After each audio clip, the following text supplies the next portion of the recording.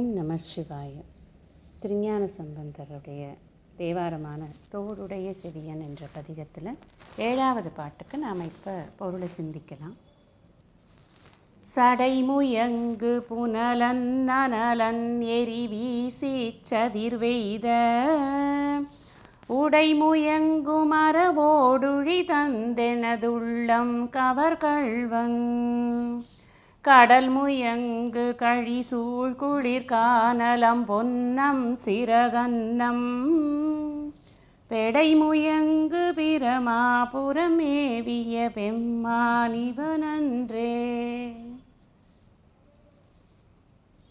இங்கே இறைவனை அவருடைய தன்மையை சொல்கிறார். எப்படிப்பட்ட ஒரு தன்மை கொண்டவர் இறைவன் அப்படின்னு. இது நமக்கும் பொருந்தணும். நாமளும் இந்த மாதிரி தான் இருக்கணும் அப்படிங்கிறத நமக்கு தெரிஞ்சுக்கணும். அதுக்காக வேண்டி இந்த தன்மையை அவர் நமக்கு சொல்கிறாருன்னு நம்ம புரிஞ்சிட்டா நல்லாயிருக்கும்.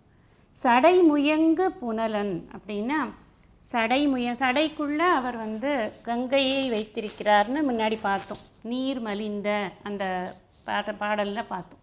அது இங்கேயும் அதே தான். புனல் அப்படின்னா நீர்னு அர்த்தம்.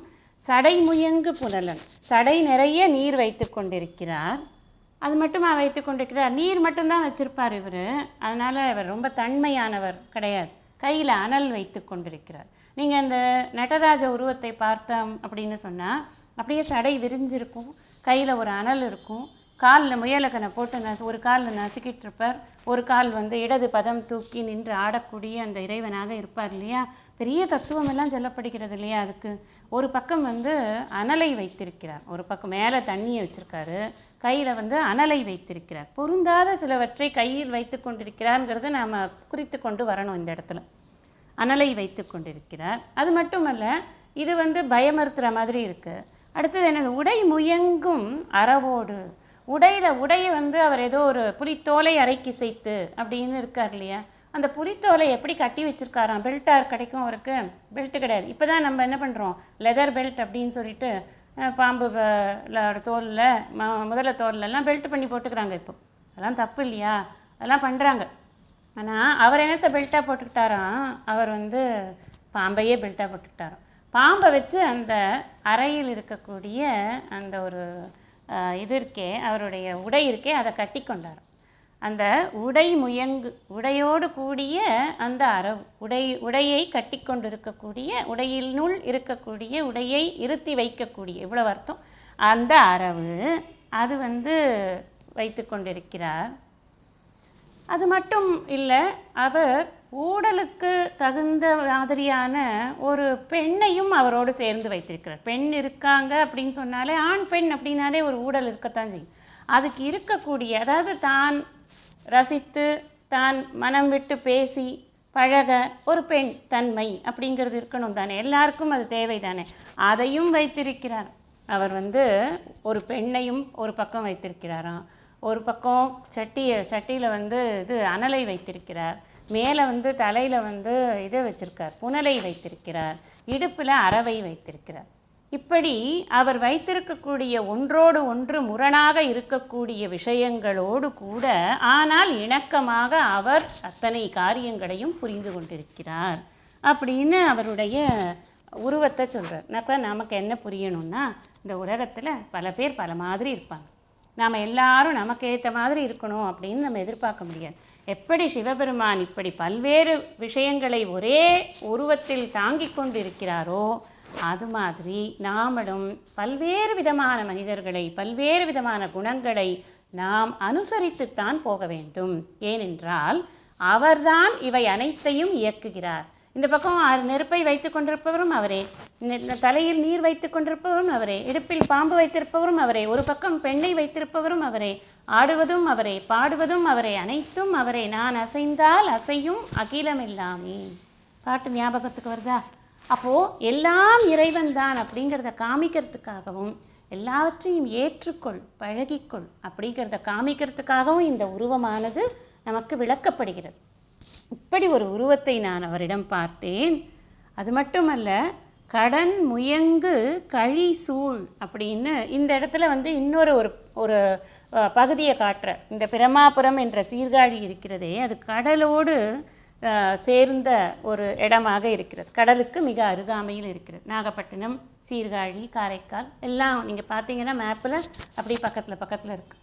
அப்போது இந்த கடல் முயங்குனா கடல் முயங்கு, கடல் வந்து அதோடு ஒட்டி கொண்டு இருக்குது. முயங்குன்னா அதோடு இருக்கிறதுன்னு புரிஞ்சுக்கோங்க, அப்போ ஈஸியாக இருக்கும் புரிஞ்சுக்கிறது.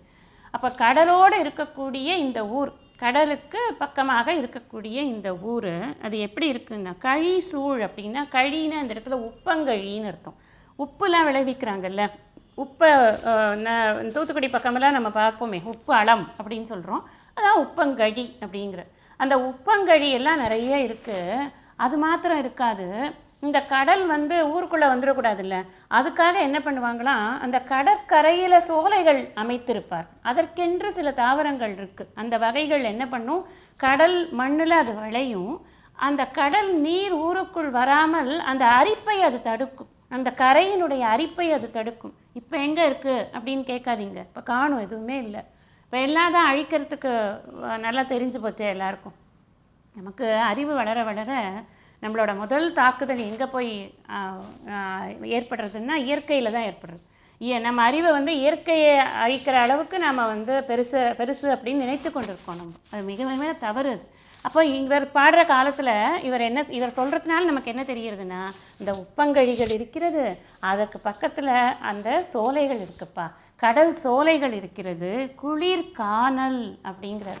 குளிர்கானல்னால் என்ன, அழகழகான சின்ன சின்ன மரங்கள், அதற்கு நடுவில் தண்ணீர் தடாகங்கள், அதெல்லாம் இருந்தால் அது குளிர்கானல், குளிர்ச்சியாக இருக்கக்கூடிய ஒரு அழகான இடம்.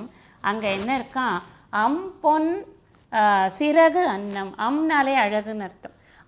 அப்படின்னா அழகான பொன்னிறமான அன்னங்கள் அங்கே வந்து விளையாடி கொண்டு இருக்கிறது. எப்படிப்பட்ட, இப்போ உப்பு இருக்கிற இடம், நீங்கள் உப்பளத்தில் ஒரு 10-15 நிமிஷம் நிற்க முடியாது, ரொம்ப கஷ்டம், உடம்பெல்லாம் வந்து ஒரு மாதிரி குத்துறாப்புல ஆகும். அங்கே வேலை பார்க்குறவங்களாம் ரொம்ப கஷ்டப்பட்டு தான் வேலை பார்க்குறாங்க. அது வந்து சாதாரண விஷயம் கிடையாது. உப்பளத்தில் வேலை பார்க்குறது ஒரு பெரிய ஒரு இது கஷ்டமான விஷயம். அது ஸ்கின்னுக்கு ரொம்ப பாதிக்கும்.